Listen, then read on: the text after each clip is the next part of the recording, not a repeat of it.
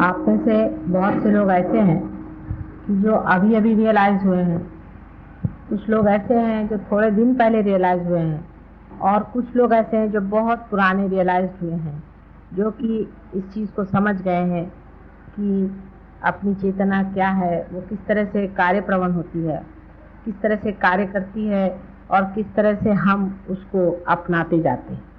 इस तरह से यहाँ 3 तरह के लोग होने के कारण मैं कुछ बातें फिर से दोहरानी पड़ेंगी और बताऊंगी, जिससे आप लोग समझ पाएंगे कि रियलाइजेशन का अर्थ क्या है, फिर रियलाइज्ड आदमी में क्या विशेषता होती है। पिछले मर्तबा भी मैंने बहुत सी बातें बताई हैं कि रियलाइज्ड आदमी की क्या विशेषता है, और आगे इसको किस तरह से हमें रियलाइज्ड स्टेट में हमें कैसे रहना चाहिए।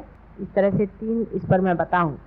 इतना ज़रूर होना चाहिए कि इस वक्त आपने जो पढ़ा लिखा है, जहाँ पर भी जो कुछ भी पढ़ा हुआ है, उसको अभी भूल जाइए। पहले तो प्रश्न यह है कि रियलाइजेशन का अर्थ क्या है। जब आप पैर पर आते हैं तो उसमें से कितने ही लोगों को कहा जाता है कि आप पार नहीं हुए, और कितने ही लोगों को कहा जाता है कि आप पार हो गए। इसका एक तो अर्थ है ही कि रियलाइजेशन का संबंध आपके बाहरी शरीर मन बुद्धि से नहीं है, किंतु किसी आंतरिक चीज़ से है, जो कुछ लोगों को हो जाता है और कुछ लोगों को नहीं होता। रियलाइजेशन में जब आप लोग मेरे पैर पे रहते हैं, उस वक्त जो हाथ में देखते हैं लोग, वो ये देखते हैं कि उनके ऊपर जोर से प्रवाह हाथ में आने लग जाता है, और आपको भी पैर में ऐसा लगने लगता है कि कुछ तो भी पैर में झकझक झकझक जा रहा है। अपनी चारों तरफ मनुष्य के, वातावरण के और सारे संसार की चारों तरफ चैतन्य शक्ति खेल रही, अंदर और बाहर।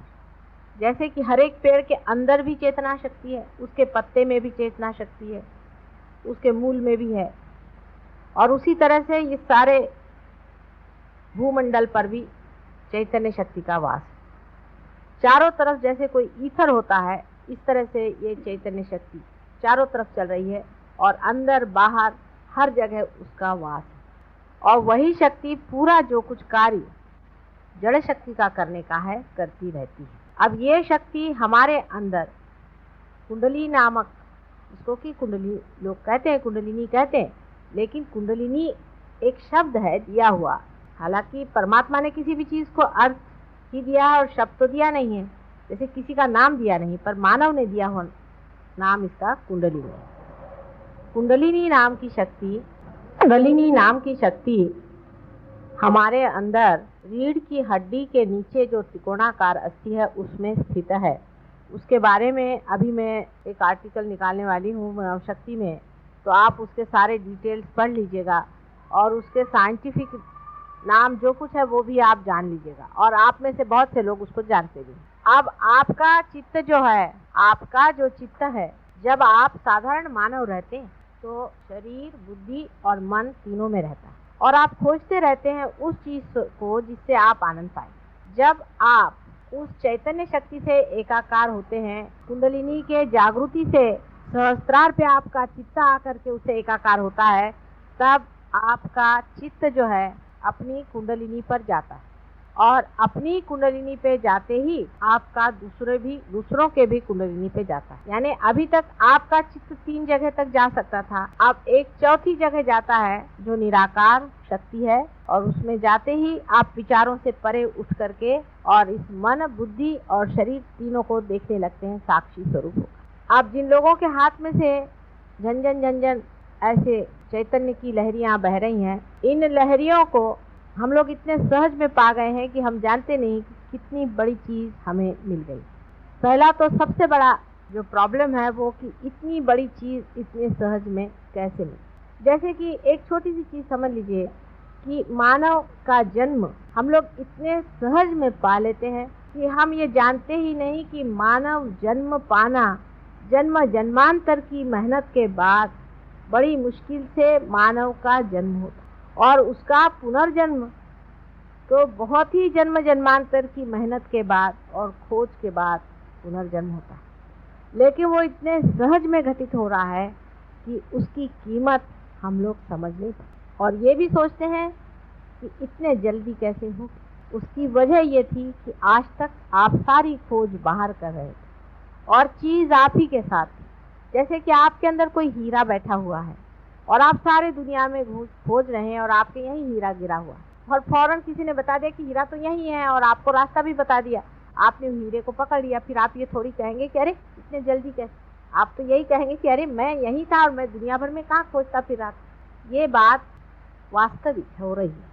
जब हमें सहज योग से ये दशा प्राप्त होती है तो वास्तविक में हमें इसकी प्राप्ति इतनी सहज में होती है कि हम समझ नहीं पाते कि कहाँ से कहाँ पहुँच। या ये कहिए आधुनिक युग में जिस तरह से आप एकदम से चंद्रमा पे पहुँच जाते हैं, पता भी नहीं चलता। आप अगर चंद्रमा में एक क्षण में अगर पहुँच सके, ऐसी कोई व्यवस्था हो जाए तो आप हो सकता है कि आप ऐसे ही महसूस करेंगे कि हम ये कहाँ पहुँच गए, कैसे हो सकता है चंद्रमा में हम एक क्षण में कैसे। इसी तरह से ये घटना जो है इतनी सहज में होती है, इतने सहज में ये घटना होती है कि आपको ऐसा लगना स्वाभाविक। लेकिन कोई बात सहज में हो जाए और चाहे बहुत तकलीफ से हो जाए, याद वो रहती है जो तकलीफ से होती है और समझ में वो होती है जो तकलीफ से होती है। ये मानव का स्वभाव है और मानव उसी में अपने को बड़ा धन्य समझता है जो वो किसी कर्तव्यगारी से पाता है। बाप ने अगर लाखों रुपए की भी उसको स्टेज दे दी तो उसकी वो विशेषता नहीं समझ, पर उसके कमाई से उसने अगर 2 रुपए भी मेहनत से कमाए तो उसको बड़ी भारी चीज समझता है कि मेरी कमाई। ये उसके अहंकार का लक्षण है, ये उसके अहंकार की तृप्ति है। लेकिन सहयोग में तो अहंकार ही जब टूटता है तब फिर अहंकार से कोई चीज पाने की तो बात ही नहीं।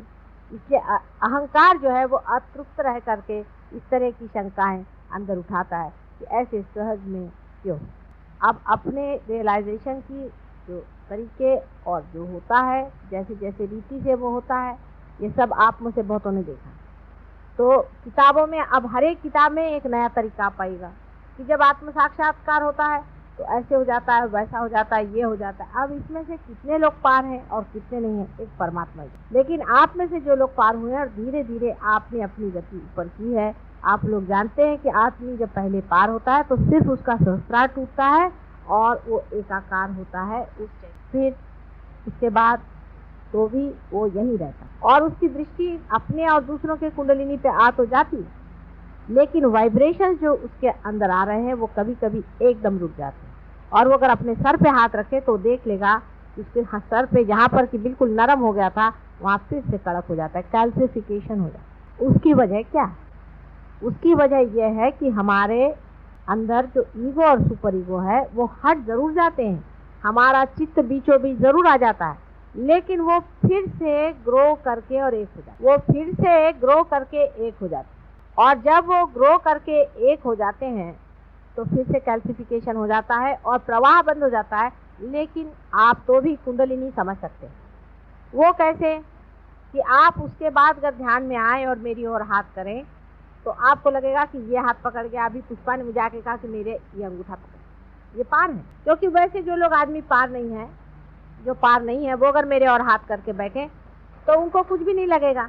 लेकिन जो लोग पार हो गए उनको लगेगा कि माता जी देखो ये उंगली मेरी पकड़ गई, को ऐसा लगेगा कि ये उंगली मेरी पकड़ गई है और या ये उंगली मेरी पकड़ गई है, इसमें नहीं आ रहा है, इसमें आ रहा है। उसमें से जो जानकार लोग होंगे वो समझ जाएंगे कि कौन से उंगली का इशारा, कौन से चक्र। अब ये कोई कपोल कल्पित नहीं है, दिमागी जमाखर्च से इस बात का पता नहीं लगा। मैंने तो बताया नहीं, क्योंकि मैं अगर इसको बताती तो सब लोग ये कहते कि माता जी यूं ही उड़ा रहे। मैंने कहा तुम ही देख। तो जब उन्होंने ऐसे हाथ रखा और जब उनकी ये उंगली जलने लग गई तो मैंने कहा कि अच्छा इनके नाभि चक्र पे तुम हाथ रख के देखो, तो नाभि चक्र चल रहा। अपने अंदर आंख बंद करके देखो तुम्हारा कौन सा चक्र चल रहा है, तो नाभि चक्र चल रहा है। और जब हाथ तुमने उनके ओर किया तो कौन सी उंगली चल रही? ये उंगली चल रही। इसका मतलब ये उंगली नाभि चक्र का साक्षात, और सबकी यही उंगली पकड़ी जाएगी उस आदमी। तो निर्विवाद ये बात है कि इस पर किताब चाहे कुछ भी लिखे, जिस तरह से जो होता है वैसा ही होता है। अभी कल ज्ञानेश्वर जी को लेकर के एक साहब मुझसे भिड़ रहे थे बहुत ज्यादा। ज्ञानेश्वर जी आज होते तो उनसे हम ही बात कर लेते। वो भी खोज रहे थे तरीका किस तरह से बात समझाने का, लेकिन उनको बन नहीं पड़ा। बहुत छोटी उम्र में उनकी मृत्यु हो गई। ऐसे बहुत से लोगों की अपमृत्यु होने के कारण भी बहुत कुछ गलत फहमियाँ संसार में फैली। और उन्होंने किताब लिख दी, ये दूसरी गलती कर दी, जिस वजह से मैं किताब लिखने से बहुत डरती हूँ। किताब लिखते ही 7 लोग उसका रटना शुरू कर देंगे और उससे भी लोगों पर कंडीशनिंग हो जाए।